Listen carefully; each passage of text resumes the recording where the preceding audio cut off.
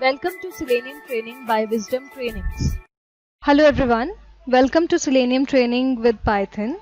Today in this video we will learn about the installation part, but before directly jumping to the installations, I would like to take 5 minutes to discuss some of the frequently asked questions. So let's just get started. People generally ask that how much time will it take to learn Selenium? See, Selenium is a very easy tool to learn if you are learning it just for the sake of knowledge. Then 3 weeks time is more than enough to learn it. But if you are learning it to a level that you can stand in front of a person who is having an experience of 2 to 3 years or more, then you at least require 10 weeks time, minimum time I'm talking about, to get the hand on the tool and learn the commands. Fine, so this much time is really required. Then people ask that is programming language required? So yes, the programming language is of course required, because whatever commands you are going to give for Selenium, they are going to be written in the programming language itself. Now, it could be a possibility that you are totally a new person to programming language, you have never done programming before, so learning the programming language will be the first part for you. So what you can do is you can just go on and take the access, you can just go and buy the access to the pre-recorded videos, learn programming language from there, and then go on with the online training course just by paying the remaining amount. You need not to pay the full amount, just pay the remaining amount and then you can join the training course. Okay, otherwise you won't be able to get the whole Python point that what syntax is being used, why is it being used. So it's necessary to learn the programming language before. Now talking about which components are covered in the course and what you will be learning. So first of all, as I said, the programming language, you will be learning the amount of programming language that is required to work with Selenium. So that much programming language is required. In our case it is Python. So Python basics are covered in the first modules. Then there is another module, then another component, that is the PyTest. Now PyTest is a framework to write the test cases in a proper way. So that is a different thing and it is required as well. So it's just after the programming language. Then moving further, you have the Selenium itself. Now Selenium is itself a very big term. You learn a number of things. What is WebDriver, Web Element, then Git, Jenkins, Grid.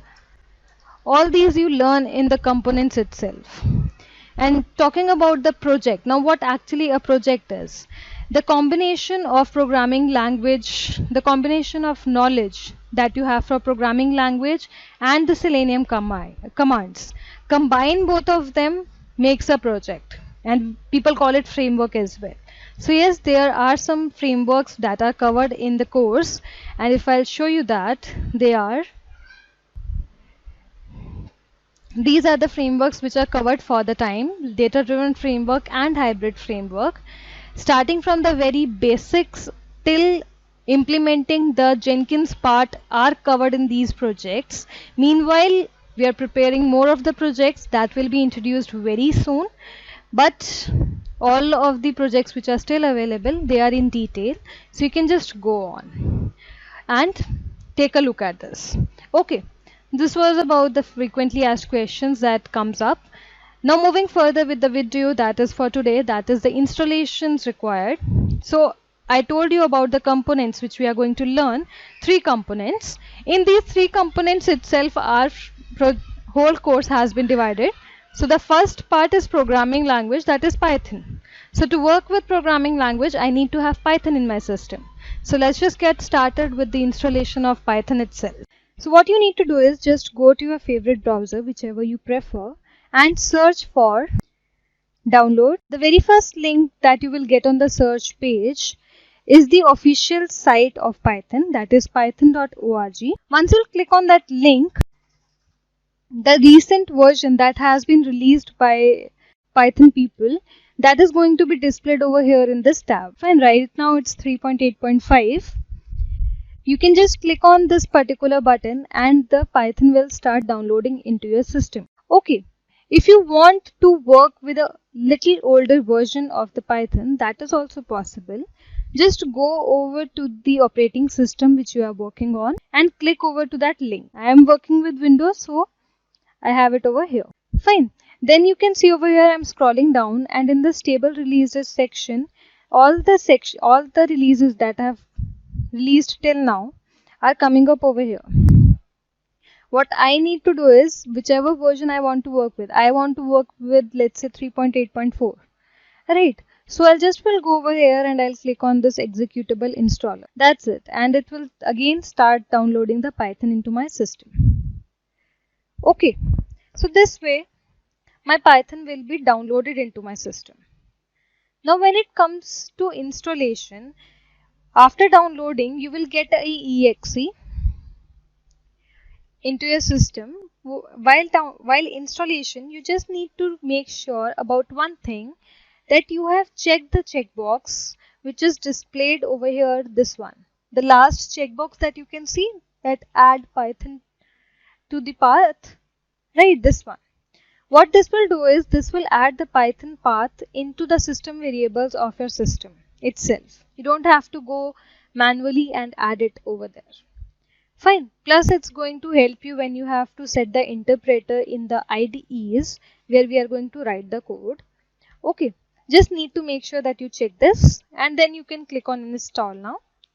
Install now gives you the path as well written over here where your installation is going to be completed. If you want to keep it the default one, you can click on install. Otherwise, if you want to change it, just go to the customize installation and just change the path where you want the installation to be done. Fine. It's suggested to keep the default paths for the installation. It will be the better one. Otherwise, it's totally up to your wish. Fine. Once the installation is completed, on the screen, you will get the message setup was successful. Just to reconfirm that the installation was completed fine and Python is properly installed, you can open up the command prompt on your system and give a command Python. Now the three angular brackets that you can see over here, this is the significance that you are in the Python console now and you can start programming for Python over here. But don't need to worry, we are not going to write any code over here. This is just to check that Python is installed or not. So in my case it is. So I'll will come out of the Python console by using the exit command.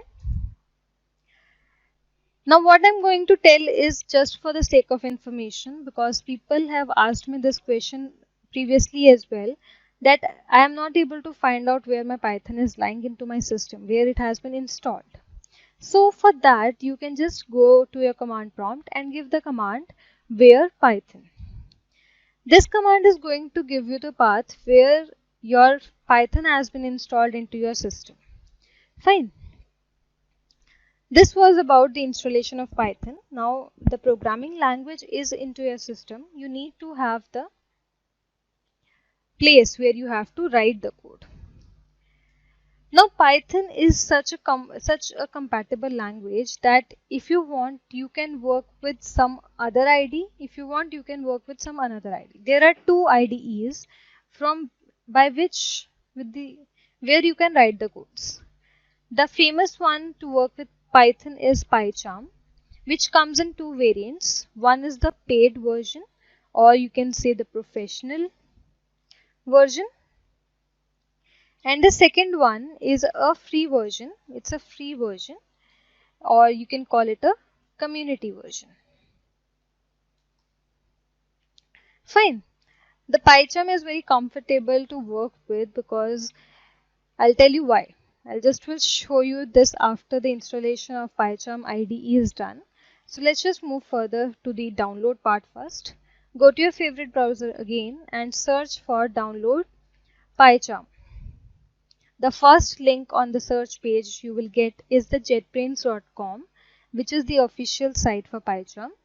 Just click over to that link and this is the screen that you are going to get like, and the first thing you will notice is to download. Fine. Now in the download, as I told you that there are two variants in which PyCharm comes, free and paid. So for the paid version, the professional version, along with the Python support, you also get support with the HTML files, the JavaScript files or functions, and the database SQL support. If you want to work in an advanced level, then you can go for the professional version as well. If you just want to work with the Python language into this IDE, you can go simply with the community version, which is free of cost. You don't have to pay any amount to anyone to get it into your system. What you need to do is just click on this download button over here, and the PyCharm will start getting downloaded into your system. Okay, after downloading, you will get an executable file which is very easy to run for installations. Like over here in my downloads, I have it over here, this one. I'll run it and click on next, next, next, next, next, and my application will be installed into my system. Now since I already have installed into my system the PyCharm IDE, so over here I'll just will show you what kind of screen you will be getting like. Over here, this is the screen that you will get after installation. Okay, just click on new project. Over here in the new project, over here you need to give the name, like I'll give it the name as let's say my first project. Fine. Then you have to inform that which interpreter you are going to use. Right. So for that, if you have checked the checkbox while installing Python, you can just go over here and you will get the option to click to check it from the default one. Otherwise, if you haven't checked that, then you have to go and manually pick the path of Python and add it over here. I have it in my environment, in my system variables, so it's coming up automatically over here. Fine. After that, just click on create and it's done. While installation, it's also going to ask you whether you want a black screen or a white screen. So it's totally up to your wish, whichever you are comfortable with, you can choose. Okay. So this is the welcome page of PyCharm. It takes some time to get everything prepared for you.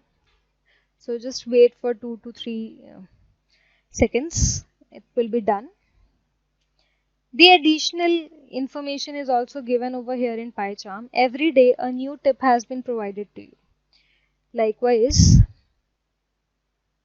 this is a default main module that has opened. It's not something that I have written. It's by default that has opened. You can close it simply.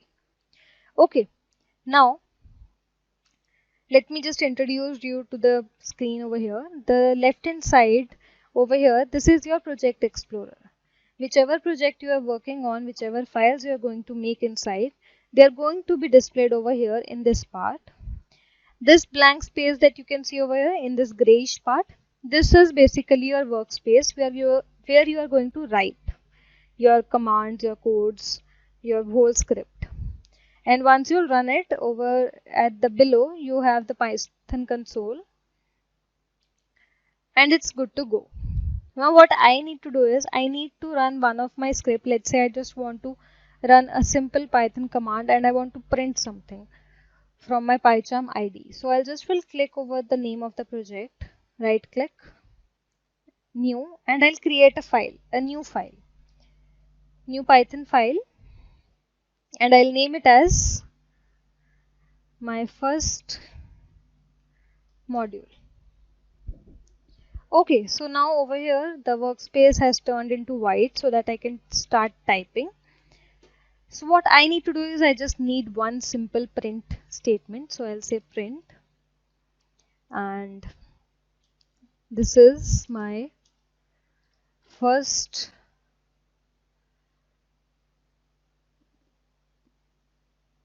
code in PyCharm. That's it. That's what I want to be printed. And that's done. Now saving it is simple. You can do Control S, or from here also the options are coming as save as. Right. So you can save the file from here. Now running the codes from here is a little different, because every time you will create a module, a configuration will be created. Like right now, there is no configuration that is coming. The main, which was earlier coming, this is that configuration. So I have to add one more configuration to run this code, to run this module. I can right click, and over here I get the option of run my first module. If I'll click on this, it will automatically create a configuration. I'll clicked it, it ran my it ran my code, and over here I'm getting the print statement. This is my first code in PyCharm. That was over here. And over here you can see that I have got one more configuration, my first module. The same way, if I'll create one more module, let's say one more file I'm creating, and I'll name it as my second module. And in this again, I want a print statement again. If you want, you can just do some coding as well, like you want to have some arithmetic operations. I want to have it like a is equals to 10, b is 3. I want to print total of a and b plus. Now I am assuming that you have seen the Python basics, that's why I am doing it directly. This is done. Now one thing in PyCharm which is very helpful, that whichever code you are going to write is going to be perfect without even having any warning, because a little warning will also be highlighted. Like over here you can see that this gray line is coming under this equals to. Why is it coming? Because I need to provide some spaces over here. Now if I'll click, there is no extra warning that I'm getting. It's giving me a check that it's right. Earlier it was giving me a weak warning. The same thing is going to be followed in the naming conventions. You name some class, you name some functions. It has a proper convention that I'll just show you. But for the time, let's just run this and see what comes out to be. So now again, I am right clicking and I get the option of run my second module, the name of the module that I have created.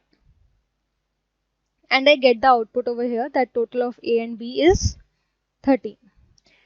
And over here I have got one more configuration for this particular module. So every time you are going to run a new module, a new configuration will be created for that. Okay, so this is PyCharm. This is very helpful and very easy to work with. Also, I was about to show you some convections. So this is how actually the convections are going to come. Like you have to search for everything for function, what the convections are. So in general, it says that avoid using names that are too general or wordy. Package name should be in lowercase. Module name should be in lowercase. Class name that you're going to have should be having uppercase camel case. That means the first letter of the class name should be capital, rest small. So these convections are going to be over here, and if you are not naming the module class according to the convections, it's going to give you a warning. That we'll see when we'll actually start working with the coding. Right now I'm not going into the coding. It was just for the sake of introduction that how PyCharm works and how does it look like and what are the console going to show you like. Okay, so this was PyCharm. The same way, if I talk about, I have another IDE as well. Usually that another IDE that I'm talking about, it's not generally used to work with Python, but it's famous to work with Java, and that is Eclipse. Now Eclipse is a free version. You can get it anytime you want into your system. It comes in number of variants. I'll just show you, but all of the variants are free of cost. You need not to pay any amount. Fine. So let's just move further to the downloading of Eclipse. Go back to the favorite browser of yours and search for download Eclipse. Okay, the first link on the search page, eclipse.org, the official site. Click on that, and the screen like this is going to open. Now, one thing while downloading the Eclipse is that it's not going to give you a specific variant of Eclipse. It's going to give you a full installer. There are different packages, like there are packages for Enterprise Edition, like over here, it's for Java developers. Then it is for Java Enterprise developers. That means web development is going to be done in this particular variant. Then it is for C, C++ developers, PHP developers. The same way for testing, it's another. So there are a number of different packages available. It's not like that if you'll click on some particular package, that particular package is going to be installed. It's just that the whole installer is going to be installed, and you can choose the package while the installation time. So you can get it from here according to your operating system and configuration of your system. You can get it from here, and once you'll click on this, the installer will start downloading. Once the installer is into your system, what you need to do is, before running that, you need to have a JVM, the JDK into your system, because Eclipse is mainly used to work with Java. So JDK is an important component to run the Eclipse part. So the stablest version of Java that has come till far is the JDK 8, and it is the strongest version till time.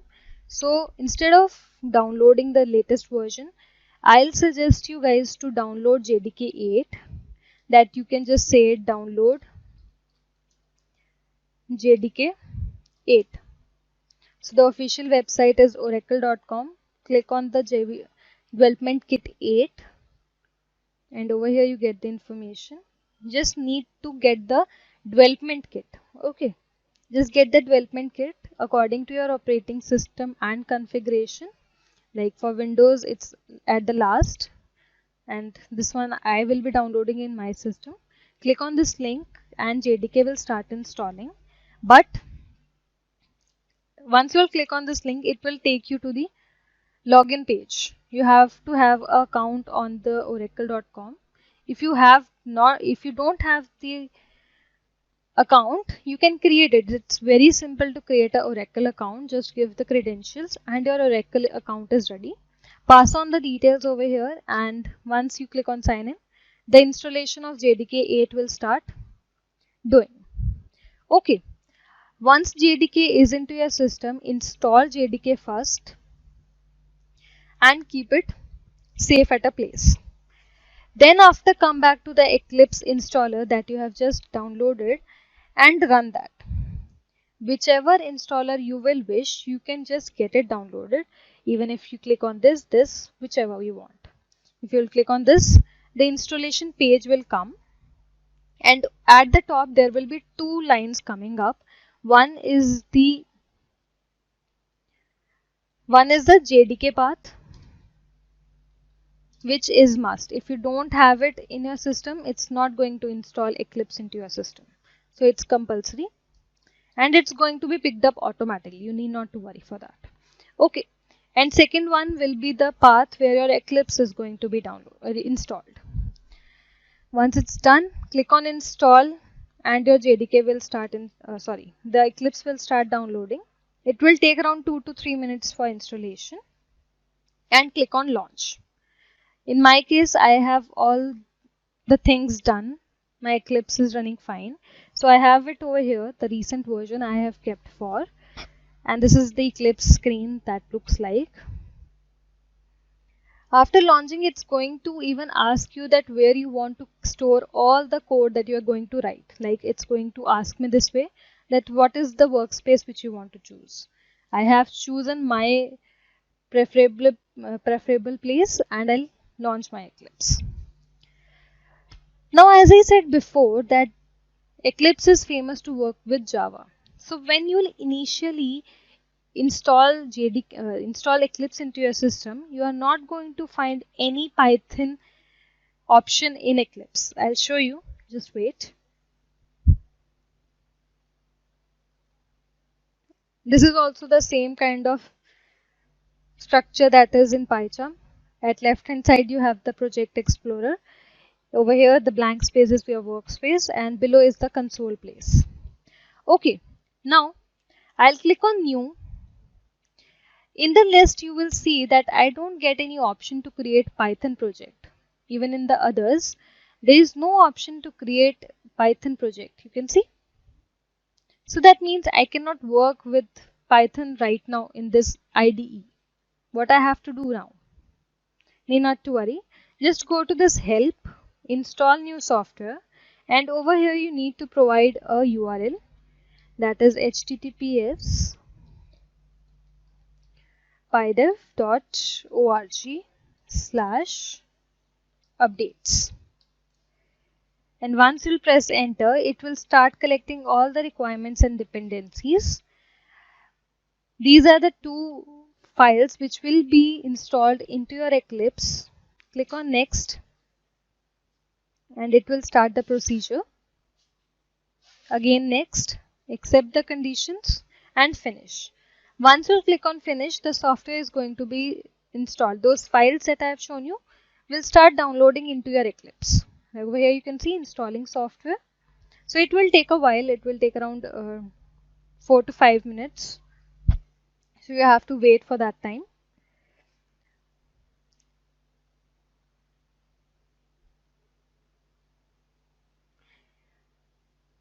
It's going to give you a warning like that this is not a appropriate package that you're getting into this. It's not authenticated and all. Just click on install anyway to complete the installation of those packages.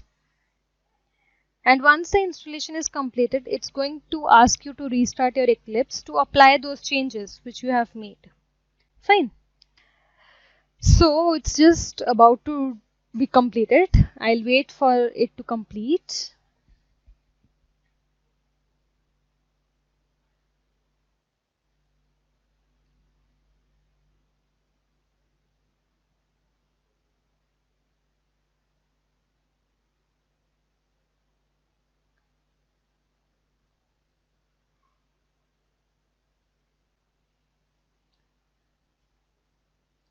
Okay, so installation is completed. I just need to click on restart now and it will restart my Eclipse with the changes applied. Okay.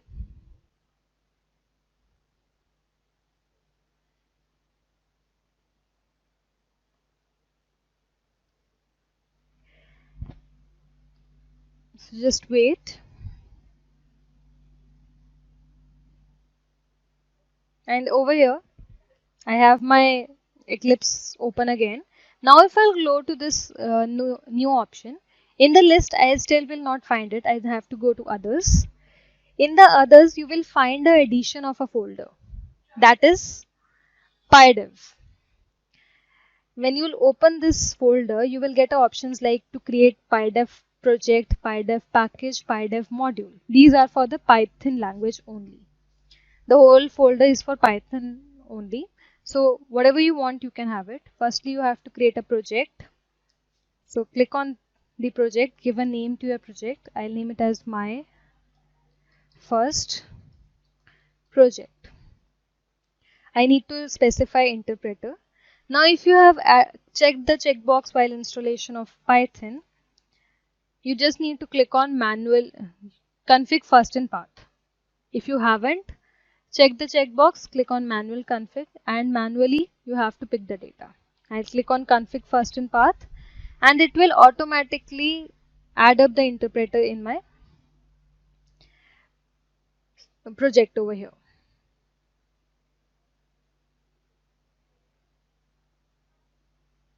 So it's going to take a while, like around 1 to 2 minutes. Once it will be completed, you will yourself only see the change in the window, this window that is coming up. Okay.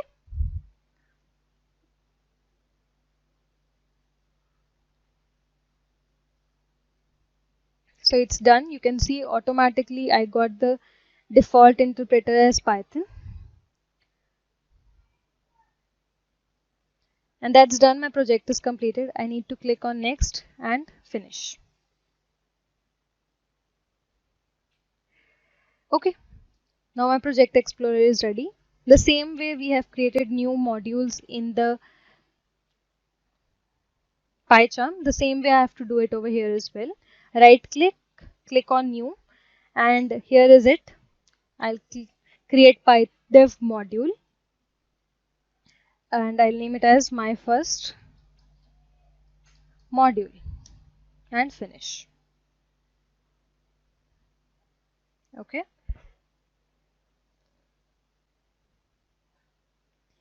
Now in Eclipse there is a benefit that you don't have to just, while you will run the modules, every time a new configuration is not going to be made.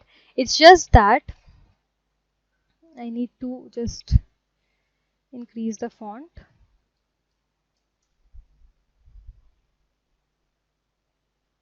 Yeah.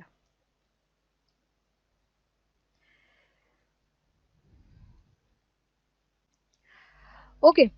Every time you will run the module, new configuration is not going to made. The same interpreter is going to run every module in the project that you have given. Okay, so let's just say again I'm having the print statements. I have it like print. This is my first module in Eclipse. I'll save this. Control S is fine. You can run it from 3 different places. Right click over the workspace, run as Python run. And this is the uh, output on the console. You can also click on the module name, run as Python run. Also you can use this button over here, this run button, and the same output is coming in the console. The same way you can create a number of modules over here. Now don't get confused, I'm using module term again and again. I forgot to inform that before. Modules are nothing but the Python files in which you are writing the code. Okay, so let me have one more module, one more Python file, and I'll name it as my second module and I'll finish it. In this also I'll have the arithmetic operators. A is equals to 10, let's say. B is equals to 37, and I'll print total of A and B is this plus string, and I'll run this. Python run. Also you can use a shortcut in Eclipse, that is Control F11. In PyCharm that is something, the shortcut is for something else, the same shortcut, but in Eclipse you can use it for running your test case. Sorry, running your modules. Over here I have got the output. Now you can see over here there is no unless warning coming over here. There is no extra warning coming over here. Yet in PyCharm I was getting the warning while I was not having spaces around this operator. So in Eclipse there is no unless warnings going to give, but in PyCharm the project, the code you are going to write will be perfect without even having any warnings. So this is about the IDEs where you are going to start writing. You can use both of them. You can download both of them in your system. Try working with both and see how different the experience of both are. Okay, this was all for this video. Do practice this particular thing and I'll see you in the next video. So till the time, do practice and thank you.